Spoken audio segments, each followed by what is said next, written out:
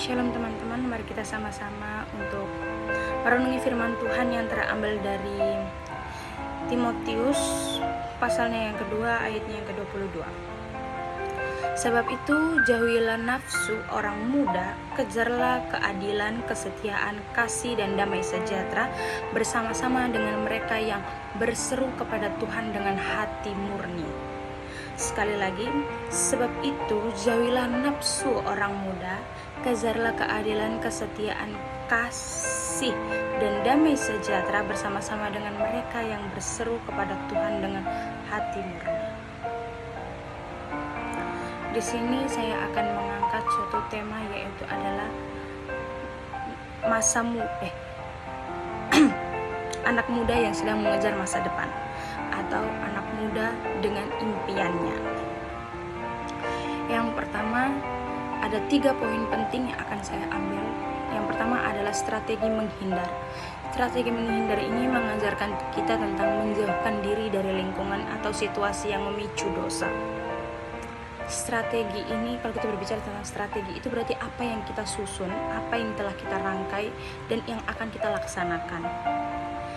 Tapi Tuhan mengajari kita tentang strategi menghindar, yang dimana strategi menghindar ini mengajarkan kita untuk kita menjauhi lingkungan ataupun situasi yang membuat kita itu terancam atau berbuat dosa di dalamnya. Karena anak muda itu sering sekali jatuh dalam dosa dengan kata mencoba-coba.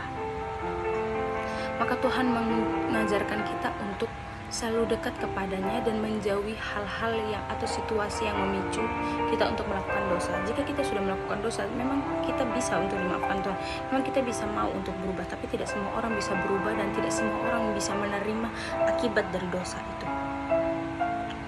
Sudah banyak sekali orang-orang yang bunuh diri akan kesalahannya, sudah banyak sekali orang yang menghabisi nyawanya dengan tangannya sendiri karena sudah terlanjur berbuat dosa. Untuk yang poin kedua adalah fokus positif.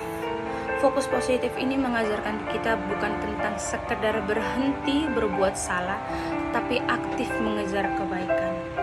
Jika kita berfokus pada hal-hal yang positif, kita itu pasti akan berhenti berbuat apa hal yang membuat kita ini menjadi jatuh dalam dosa. Hal-hal apa yang membuat kita ini menjadi lupa akan Tuhan. Tapi Tuhan tidak mau mengajarkan kita hanya sekedar sadar dan berhenti saja, tapi yang Tuhan mau adalah kita merubahnya dan mulai aktif untuk mengejar kebaikan yang Tuhan berikan kepada kita, untuk mulai mengejar kebaikan yang Tuhan ajarkan kepada kita, kebaikan-kebaikan yang Tuhan ajarkan kepada kita. Untuk poinnya yang ketiga adalah komunitas sehat. Komunitas sehat ini mengajarkan kita tentang pentingnya memiliki lingkungan pertemanan yang saling menguatkan secara rohani. Masa muda itu jatuh dan tidaknya seorang pemuda itu adalah dari suatu circle ataupun lingkungan ataupun pertemanannya. Jika Tuhan tidak pernah melarang kita untuk berteman oleh siapa saja, tapi Tuhan mau jika bisa kita tuh harus berada atau tinggal di dalam suatu komunitas yang benar-benar sehat, komunitas yang health community, yang benar-benar mengajarkan kita itu tentang pentingnya memiliki ikatan rohani, pentingnya menjalani kerohanian. Kita tuh kadang-kadang bingung ya mencari di mana sih komunitas yang sehat itu. Jika kita ingin mencari health community itu, kita bisa mencarinya di gereja, kita bisa mencarinya di organisasi kampus, yang dimana pasti akan mengajarkan kita banyak hal tentang bagaimana membangun jiwa kita, membangun sikap ataupun sifat kita, dan mengajarkan kita banyak hal dan membuat kita bertemu dengan banyak sekali orang yang juga merasakan hadirat Tuhan di dalamnya.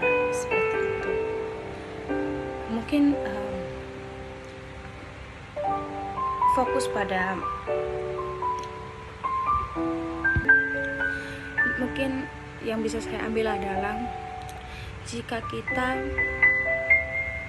belajar untuk mencintai Tuhan, kita harus benar-benar tahu strategi untuk kita menghindar dengan keadaan yang mungkin akan memicu kita ke dosa, dan kita akan setelah itu kita harus fokus pada diri kita tentang bagaimana yang kita ingin ambil setelah kita bisa menghindar dari suatu masalah itu. Dan kita di mana Tuhan juga mau mengajarkan kita tentang bahwa komunitas yang sehat itu ada jika kita bisa mencari dan membangunnya. Seperti itu. Baik, sekian dari saya. Terima kasih. Tuhan Yesus memberkati.